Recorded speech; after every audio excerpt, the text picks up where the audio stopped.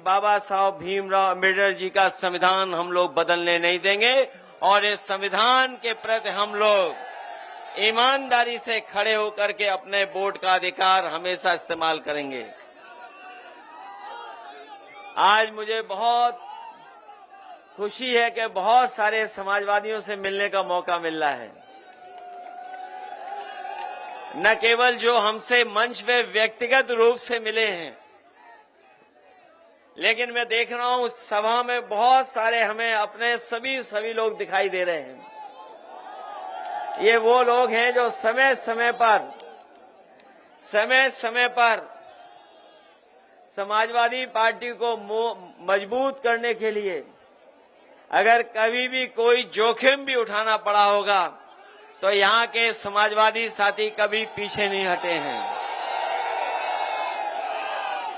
ये block Maheva block, जैसा कि आप सब जानते होंगे, न जाने कितनी बार आपने सुना होगा, ये भारत का और उत्तर प्रदेश का पहला ब्लॉक बना था। 1950 के लगभग ये पहला ब्लॉक बना था और पहला ब्लॉक बनने का सपना यही था कि जो हमारे गरीब हैं, गांव में रहने वाले लोग हैं, जो ग्रामीण स्तर पे अपना जीवन यापन कर रहे हैं, समय समय पे जो उन्हें समस्याएं होती हैं, जो खेती बाड़ी से लेकर के उनको आगे बढ़ाने के लिए जो योजनाएं आए, वो ब्लॉक स्तर से लागू होकर के हमारे गरीबों के खुशहाली को बनाने का काम करें। लेकिन इधर हम जब लोग पीछे मुड़ के देखते हैं, जो ब्लॉक का सपना था वो सपना ही रह गया।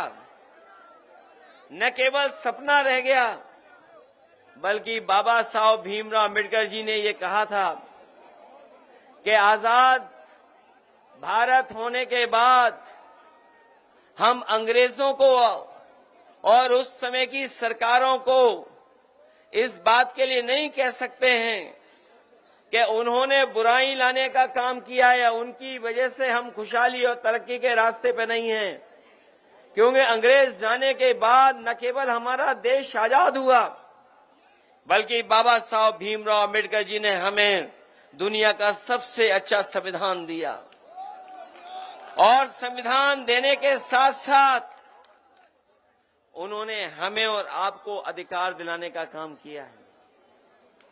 और वो अधिकार जो हमें संविधान से मिले हैं, हम और आप लोग देखते हैं कि कभी कभी हमारे अधिकारों को छीनने का काम करते हैं। हमारे अधिकारों की कोई परवाह नहीं कर रहा है।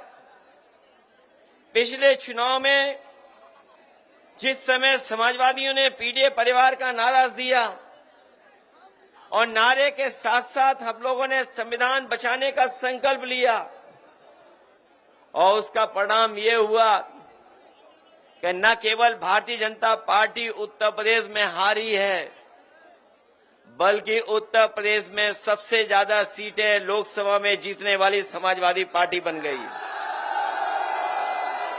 आज पीडीए और संविधान और बाबा साहब भीमराव अम्बेडकर जी का संविधान, डॉक्टर राम मनोहर लोहिया के हमारा समाजवादी चिंतन और नेताजी के संघर्ष की वजह से आज हम लोग सबसे बड़ी पार्टी हैं उत्तर प्रदेश में। जहां इंडिया गठबंधन ने सबसे ज्यादा सीटें जीती, वहीं भारतीय जनता पार्टी को हम लोगों ने बहुमत से दूर करने का काम भी किया है।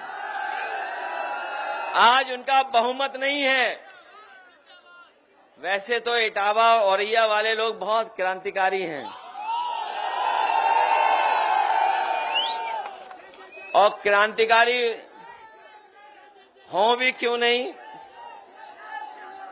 ये हमारे इटावा औरैया वाले जो इतिहास के पन्नों को पलटते होंगे, जो इतिहास को जानते होंगे, ये इटावा औरैया का बहुत महत्वपूर्ण इतिहास रहा है। और यहाँ के लोग क्रांतिकारी क्यों न हो, जब चंबल बगल में बह रही हो, और जहां हमें रिवाइंस देखने को मिलती हों, मुझे नहीं लगता है कि कहीं भी ऐसी बेहड़ होगी देश में जैसी बेहड़ हमारे आपके जिलों में है।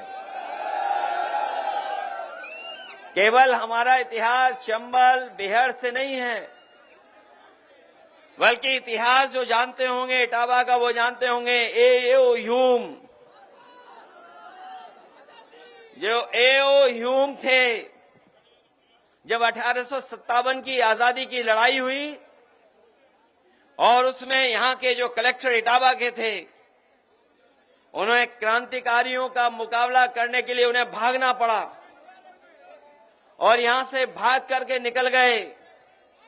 और इतिहास ये भी कहता है कि ए.ओ. ह्यूम जब 1857 की हमारी आजादी की लड़ाई थी, उसमें उसी तरह भागे थे जैसे एक बार कोई बाबा जी दिल्ली में भागे थे कपड़े पहन करके।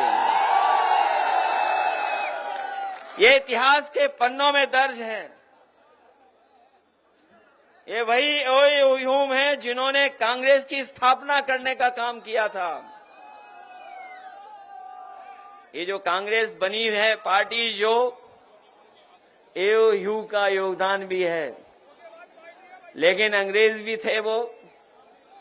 इतिहास ये भी कहता है कि जब वो भारत छोड़ के गए थे, जब यहां से उन्हें जाना पड़ा, तो अपना सामान तो ले ही गए थे, लेकिन देश की चिड़ियों को भी पैकेट में बंद कर करके ले गए थे। और जो जानकारी मिलती है, उस जानकारी में यह है कि लगभग 5000 लकड़ी के डब्बों में चिड़ियों को भर करके यहां से ले गए थे। और उसी की वजह से जो यहां से चिड़िया लेके गए थे, वो उसी से म्यूजियम बना था जाकर के। न केवल ए.ओ. ह्यूम का यहां का है हमारा इतिहास, बल्कि औरैया के लोग जानते होंगे गेंदालाल दीक्षित का भी बहुत बड़ा योगदान है आजादी को दिलाने में। उन्होंने जो मैनपुरी कॉन्स्पिरेसी के वजह से जो उन्हें प्रताड़ना झेलनी पड़ी, जो गेंदालाल दीक्षित जी थे, उनका बहुत बड़ा योगदान है कि बिस्मिल जैसे क्रांतिकारियों को अपने साथ लेकर के इस दोनों जिले जो आज हो गए हैं, उसमें तमाम क्रांतिकारियों को उन्होंने जगाया, अपने साथ लेकर के चलने का काम किया। न केवल क्रांतिकारियों का इतिहास है, बल्कि सुनने में आता है एक समय ऐसा था कि यहां से अच्छे डकैत भी कहीं नहीं हुआ करते थे। जो डकैत हुए हैं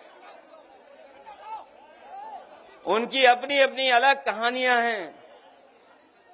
जो उस पीढ़ी के कुछ लोग बचे हों, शायद अब नहीं बचे होंगे, लेकिन हमें कुछ बुजुर्ग दिखाई दे रहे हैं जो इन इलाकों पे रहते होंगे। उन्होंने देखा होगा कभी कभी घोड़ों से भी वो आते थे। उस समय भी अन्याय था। वो भी कहानियां हैं बहुत सारी डकैतों की, जिसकी वजह से इटावा, मैनपुरी और औरैया और आपके बगल के जिलों का, जो मध्य प्रदेश के जिले की एक पहचान बनी है। उस समय भी तमाम ऐसे लोग हुए पैदा जिन्होंने अन्याय के खिलाफ लड़ने का काम किया। हमारे साथी जो फूलन देवी का नाम ले रहे हैं, फूलन देवी का भी एक अलग इतिहास है। और शायद धरती पर दुनिया के इतिहास में इतने प्रताड़ना, इतना अन्याय, इतना अपमान किसी महिला का नहीं हुआ होगा जो फूलन देवी का एक समय पर हुआ है। इतिहास अलग अलग तरीके से लिखा गया। मुझे याद है कि फिल्म बनाने वाले जिन्होंने फूलन देवी फिल्म बनाई थी, जो फिल्म बनाई थी बैंडिट क्वीन, एक बहुत बड़े डायरेक्टर हैं। वो हमें एक हवाई जहाज में टकरा गए थे उस समय हमारे साथ हमारे अंकल भी थे। वो एक लंबी यात्रा थी। उन्होंने उस फिल्म के बारे में जिक्र किया और पूछा कि ये बताओ, जब फिल्म अंत हो रही है, बात खत्म हो रही है, तो आपने नेताजी और समाजवादियों का नाम क्यों नहीं लिखा? जिन लोगों ने फिल्म